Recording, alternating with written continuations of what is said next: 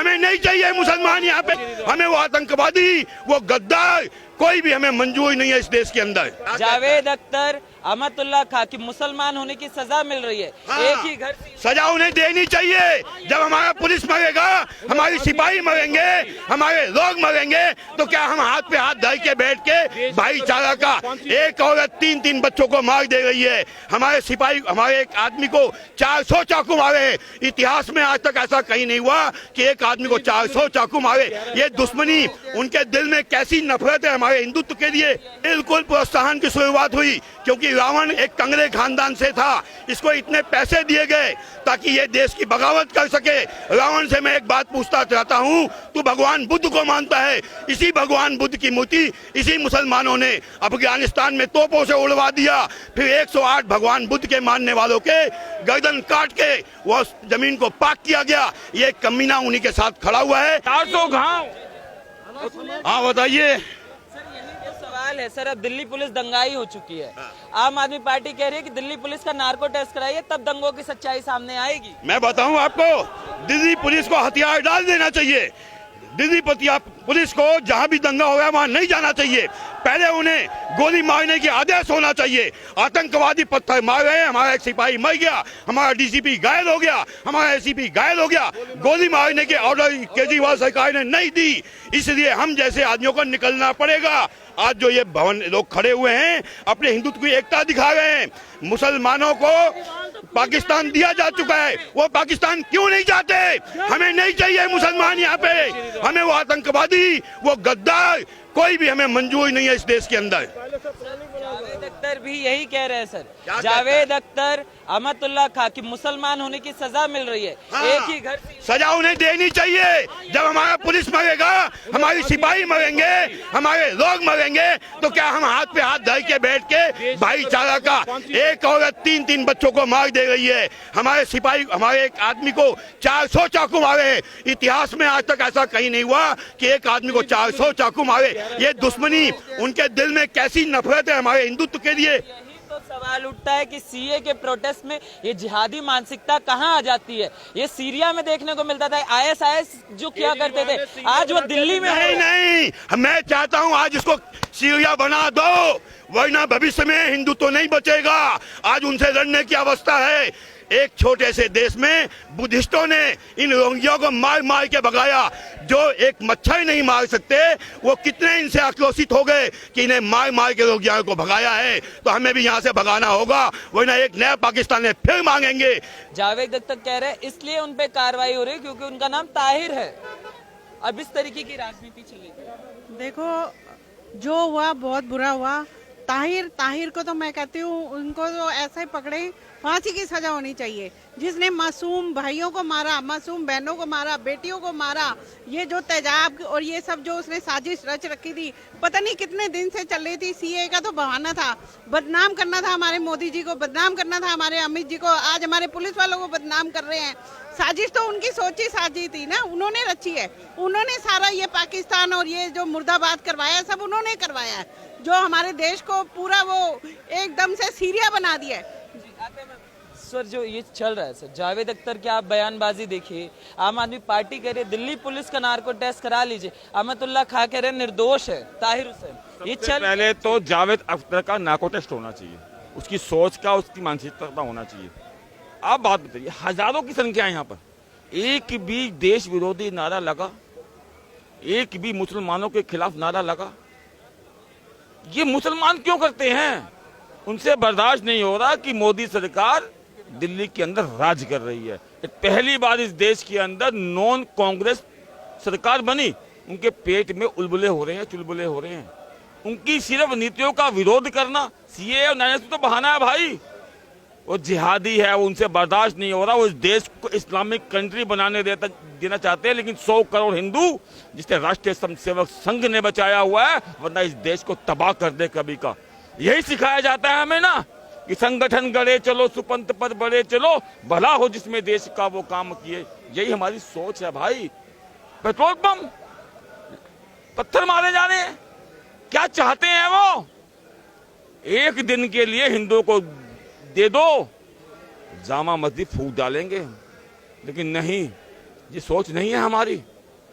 वो भी एक धर्म का स्थान है, हम पूजनीय है हमारे लिए, जितनी हम गीता को मानते, कुरान को मानते, लेकिन वो नहीं मानते। उनके दिलों के अंदर फूट डाली जा रही है, हिंदू नहीं बटेगा, किसी समाज, पूरा समाज एक है, ब्राह्मण हो, क्षत्रिय हो, जाति हो, तत्संख्यक हो। सवाल ये भी उठता है, जो अहमदुल्ला खां है वो कह रहे हैं मुसलमान होने की सजा मिली है ताहिर हुसैन। नहीं है, नहीं है भाई, बम तो आपके यहाँ से मिले ना, पत्थर तो आपके यहाँ से मिले तो आपका नाम तो लेंगे। अरे मेरा नाम लेंगे क्या? हमारी भाजपा सरकार ने अरे पेट्रोल बम आपने तो किए। एक अंकित शर्मा 400 घाव, वो राष्ट्रपति भी गद्दार था। वो सर सारे बुद्धिजीवी बाहर आ चुके हैं सर, उस समय नहीं आए जब 3 दिन तक ये दिल्ली जलती रही, कोई बाहर नहीं आया, और अब सब आ चुके हैं। अब कह रहे हैं कि ये सारे जो दंगा फसाद है, अब दिल्ली पुलिस को कहा जा रहा है नार्को टेस्ट कराइए, तब सच्चाई बाहर आएगी। देखिए, सबसे बड़ी बात तो आप ये देख लीजिए कि 2 महीने से ऊपर हो गए दिल्ली में, वो कह रहे हैं कि हम पीसफुल प्रोटेस्ट कर रहे हैं, वो भी रोड पे, वो भी एक उचित नहीं है। उसके बावजूद अभी जो 24-25 तारीख को जो दंगे हुए हैं, आप देख सकते हैं कि एक पीसफुल प्रोटेस्ट करने वाले और उनसे जुड़े हुए नेता, उनके घर से इतने सामान लोगों को मारने वाले, अड़ोस पड़ोस को मारने वाले, ये कहां से आए? ये कहां से आए? आप लोग मीडिया के माध्यम से मैं ये कहना चाहता हूं, बहुत सारे मीडिया हैं, जो मीडिया ही हमारे देश का एक तीसरा कमान है, जो हमारे देश में जो भी गलत सही होता है उसके लिए आवाज उठाते हैं आप लोग। तो मैं यही आपके लोगों के माध्यम से कहूंगा, ये जितने भी हैं नेता जिनके घर से ये सामान निकले हैं, उनके आसपास के भी घर के तलाशी लिए जाए, और जो भी दोषी हैं उनको बख्शा नहीं जाए, क्योंकि उन्होंने एक ऐसा काम किया है कि अपने पड़ोस में ही रहने वाले भाई बंद, उनका उन्होंने हत्या किया है। उनके पास कोई दया धर्म नाम की चीज नहीं हुई कि हमारे भाई बंद है, सालों से हमारे साथ में रहते हैं, क्या हम उनके साथ यही काम करें? 400 चाकू मारे और नाले में फेंक दे पत्थर बांध के। मैं आप लोगों से विनती करूंगा कि इसको पीस दिखाइए और जनता को मतलब ये पता लगे कि हाँ, आप लोगों के माध्यम से जो कार्रवाई हुई है वो सही हुई है। सवाल उठता है, जो आप दूसरी मीडिया की बात कर रहे हैं, आज वो मीडिया ये दिखाने में लगा हुआ कि कपिल मिश्रा, अनुराग ठाकुर और वर्मा जी के जो बयान है, इन्हीं बयान से भड़के अहमदुल्ला खां क्या प्यार का संदेश पहुंचा रहे थे? जो उनका बयान था वो प्यार का संदेश था। वारिस पठान प्यार भरा संदेश पहुंचा रहे थे, वो कह रहे थे 15 करोड़ एक हो जाओ, 100 करोड़ पर हम भारी पड़ेंगे। आखिर उस चीज को क्यों नहीं दिखाया जाता? शाहरुख कहाँ गायब हो गया सर? जो दिल्ली पुलिस के सामने बंदूक ताने खड़ा था, वो कहाँ गायब हो जाता है? राम भक्त गोपाल दिखाता, शाहरुख कहाँ गायब? मैं तो ये कहूँगा कि ये अभी नई बात नहीं है। उससे पहले ओबीसी जी ने, वैसी जो है वो हैदराबाद के, आपने देखा हुआ कितनी बार गलत बयान दे चुके हैं, जो 15 मिनट के लिए फोर्स हटा लो, ये हटा लो, फिर देखो हम क्या करते हैं। तो ये तो अंदर ही अंदर तैयार हैं, इनका तो कुछ और काम है। और आप मीडिया भी, कुछ मीडिया हमारे हैं जो हमारे अपने देश के हित में और समाज के हित में काम कर रहे हैं, लेकिन कुछ ऐसे मीडिया हैं जो बिके हुए हैं। सर अब दिखाया जा रहा मैं है आपको इनकी एक बात का जवाब देना चाहूंगा। 15 करोड़ मुसलमान नहीं हैं, ये हमारे आंखों में धूल झोंका जा रहा है। वो 30 करोड़ हो चुके हैं। एनआरसी आएगा तब पता चलेगा कि ये 35 करोड़ हो चुके हैं। एक पाकिस्तानी और मांगेंगे, वरना इन्हें आज ही निकाल देना चाहिए। आप किसकी बात करते हैं? मैं कहता हूँ, ना ये द्वापर में आए ना त्रेता में आए, कलयुग में कहाँ से आ गए ये लोग?